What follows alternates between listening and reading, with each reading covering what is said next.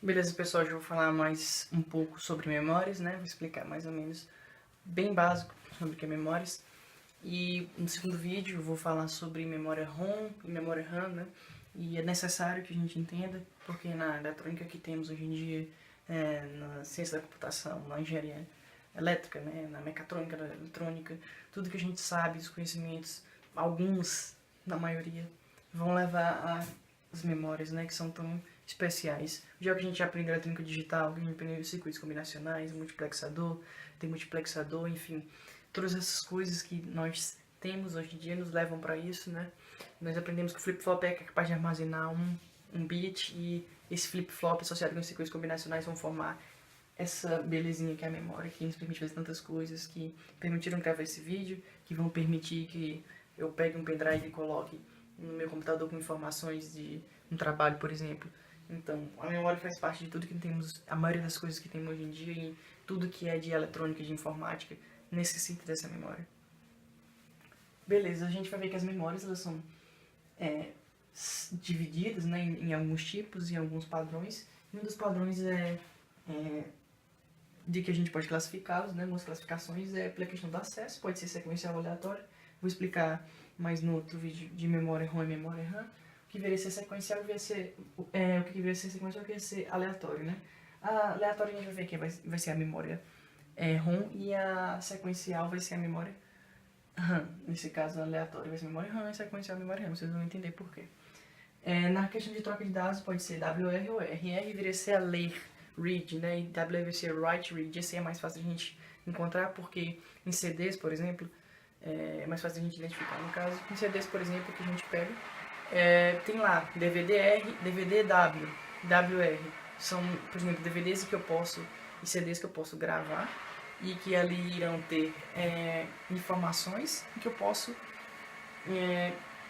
de alguma outra forma depois modificá-las, eu posso escrever por cima delas, né?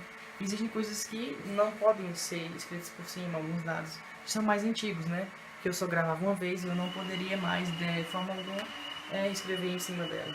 Mas hoje em dia não é tão comum, o se utiliza mais realmente são a questão de WR, que é escrever e ler, né? Que se mais costuma, os celulares, os pendrives, enfim, até os microchips também. Os chips que a gente usa, os microcontroladores são assim. Sobre a questão da volatilidade, a memória RAM vai ser volátil, vocês vão entender também mais no próximo vídeo, é que ela tende a modificar o seu armazenamento mais rápido, porque depois que ela deixa de ser alimentada, depois que ela perde um contato elétrico, ela acaba perdendo seus dados, né? E a memória ROM não, ela vai permanecer até que eu modifique, até que eu faça o W, né? Até que eu escreva novamente na memória. São mais ou menos assim como ele é dividido pela questão do acesso, propriedades, utilidades, existem outros tipos, mas esses são os mais importantes.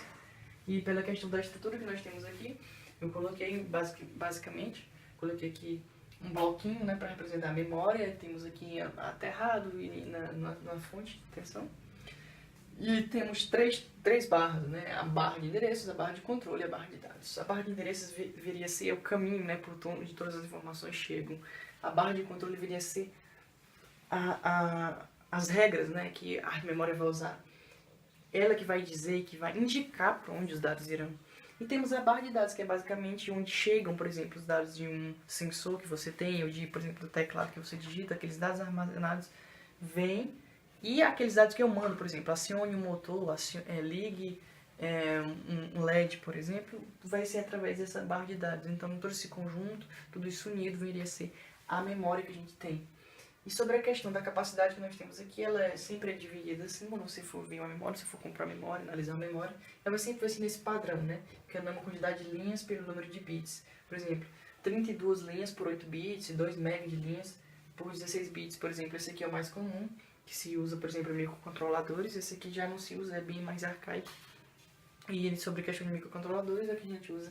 Esse aqui, por exemplo, o PIC da série 16 é usado, por exemplo, com 16 bits. Existem outros tipos, outros mais modernos que se utilizam, mas o mais comum, por exemplo, na prática, principalmente universitária, que se utiliza mais, é a configuração 2M por 16, é a maioria dos tipos de memória que vocês vão encontrar. Então, pessoal, obrigado por terem visto esse vídeo e agora vamos ver mais ou menos o que viria essa memória ROM e memória RAM.